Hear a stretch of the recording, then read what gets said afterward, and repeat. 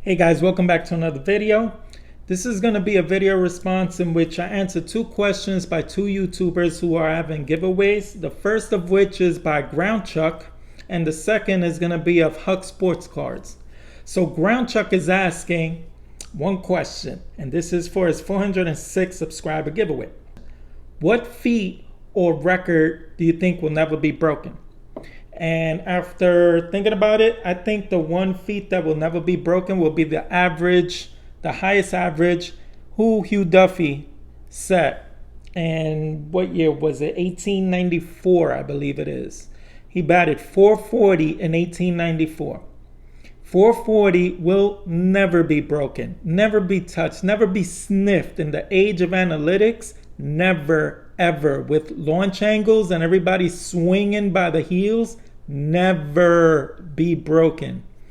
I'm sorry, people are getting bigger, stronger, and all they want to see is how far they hit it, exit velo, yada, yada, yada. The days of Tony Gwynn and Ichiro and high average hitters, that is long gone. So that is my VR for Ground Chuck.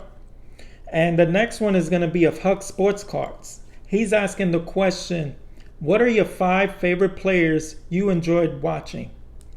So I thought about this one and I mulled it over. There's going to be 2 honorable mentions. And the only reason they're honorable mentions and not part of my top 5 is because the time frame that I enjoyed watching them was a little bit less than the 5 I chose. So the first of which is going to be Mr. October. I really enjoyed watching Mr. October play with the Yankees. I vividly recall going to the Yankee game and getting that Reggie bar, and when he smashed a home run, pretty much looking like this, they'd throw those Reggie bars right onto the field, and if they ran out of Reggie bars, it'd be littered with quarters and singles, and I just remember them stopping the game, and he'd be stuffing his pockets with quarters and dollars, and it was just funny to see him running around jiggling. I would sit in the bleachers, and I remember him just running around chasing balls with his pockets jiggling. I think I was like 7-ish, 8-ish, and to see that was just crazy. But his years with the Yankees, I witnessed, was maybe 5 years, so that's not quite long enough. Next, I would have to say Donnie Baseball. I love me some Donnie Baseball.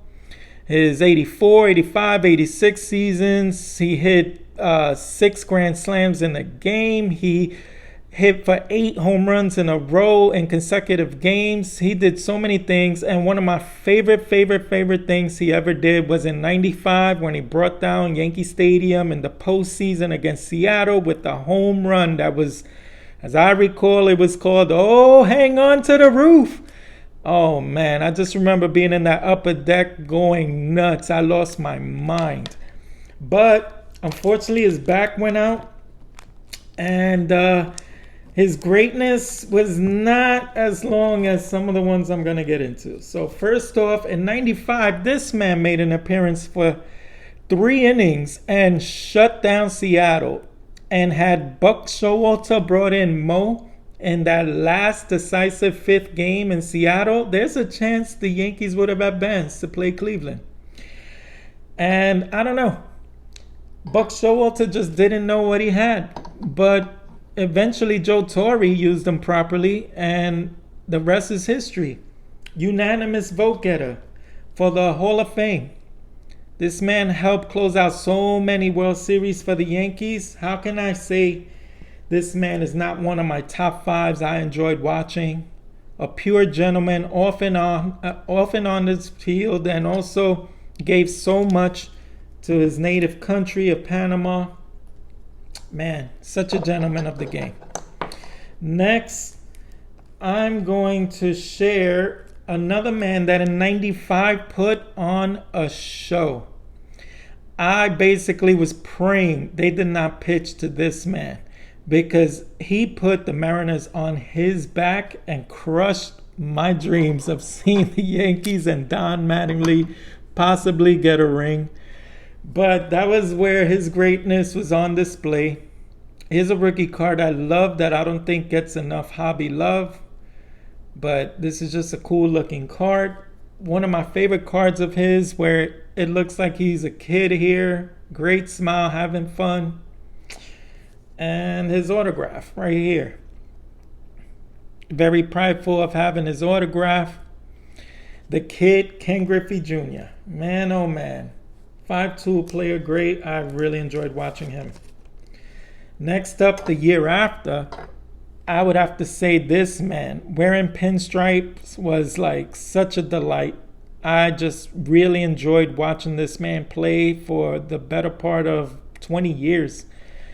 And he missed the Hall of Fame being unanimous by 1 vote, which everyone thinks it was a hater Red Sox writer. But it doesn't matter. It doesn't take anything away from this man's greatness in an era that was steroid-aided for the shortstops.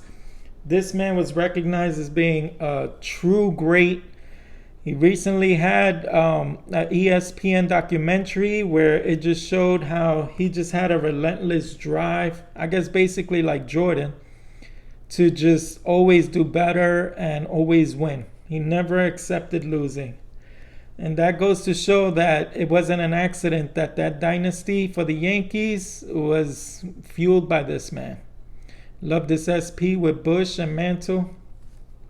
And here's his autograph. Very prideful trade I did. And here's one of my favorite cards of his, where it's showing number 2, Derek Jeter, with the back there. Love that refractor glow, has the etching, which is cool.